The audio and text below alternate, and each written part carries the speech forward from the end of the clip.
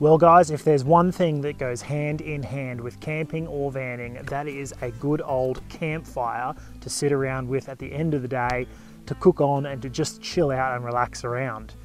Now, there are hundreds of different ways to start a campfire. Ones for all different conditions: wet conditions, dry conditions, windy conditions.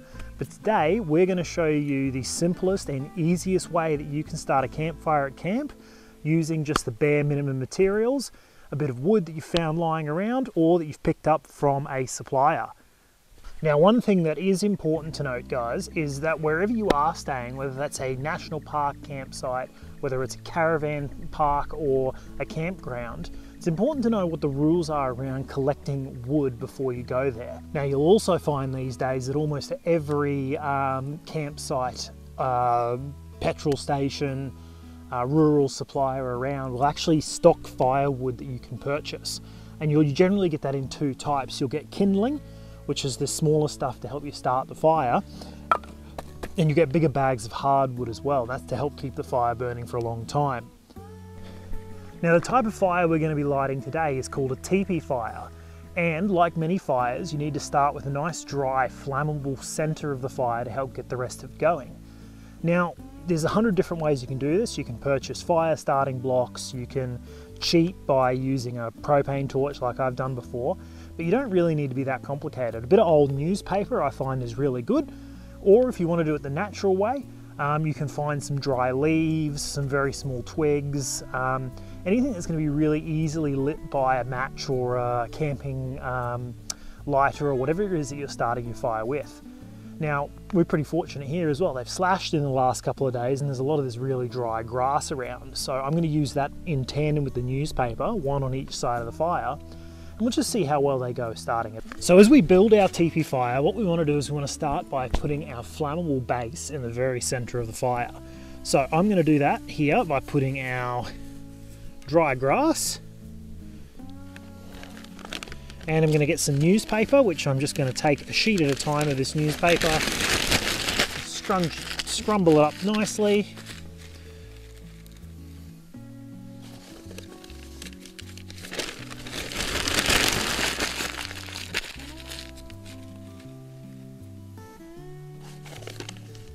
And place that in as our fire base.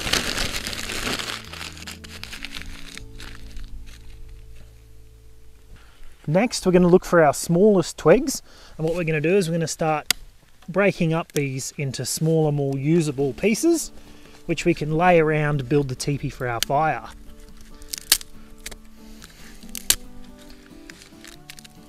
Righto, we've now got all the main components of our fire ready to go.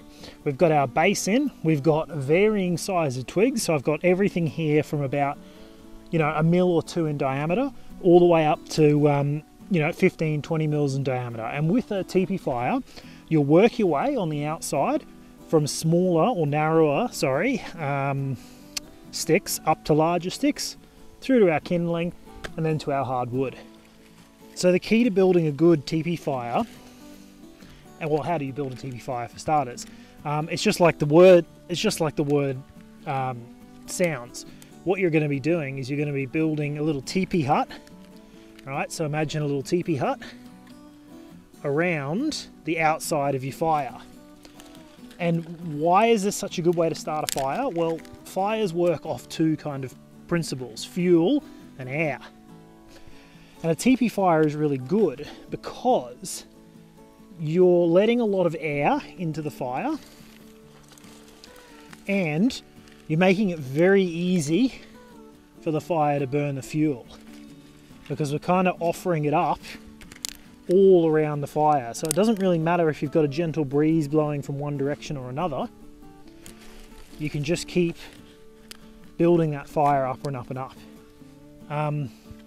Now, it is important to make a quick note, particularly those of you who are watching who may already know a bit about making fires, is there are better types of fire you can make when you're starting them in a fire pit like this. Teepee fires are extremely good for kind of just like open ground, but we're just working with what we've got here because that's what the we've got to make our fires in the designated fire pits here. But it's not going to make any impact to it. It'll still have the same effect. So all I'm doing is, as I move out with my teepee, I'm starting to utilize larger and larger sticks until we get to a point where we're comfortable to start the fire, which is going to be any second now. I think we've got enough on there. Now, it does not have to be an award-winning design, right? Don't be too concerned if your teepee doesn't look like a nice little teepee tent. It's the general principle that matters. You're going to burn it anyway.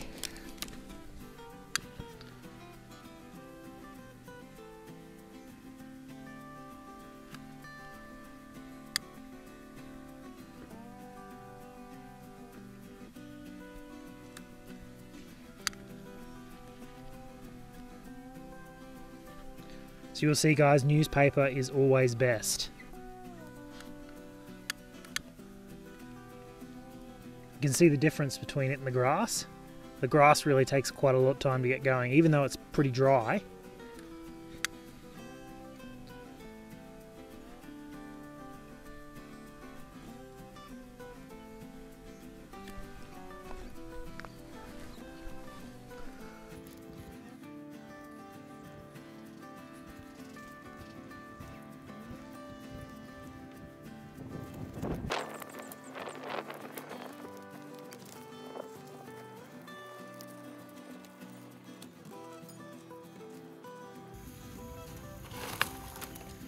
So as your fire starts to go, all you're doing is you're adding wood to it that's about one size up. It's hard to describe, but don't go chucking on anything that's any bigger than about twice as big as what's underneath it.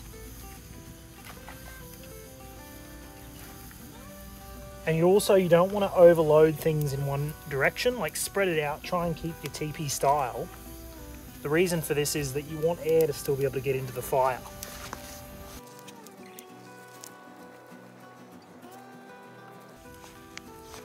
Now don't be too worried if it looks like your fire is starting to slow down a bit. This is a slower fire to get going because some of the wood is not completely dry. But as long as you follow the principle and you don't smother your fire, it will keep going and keep growing. And it's a slow process. Just keep adding more and more steps, more layers, like an onion.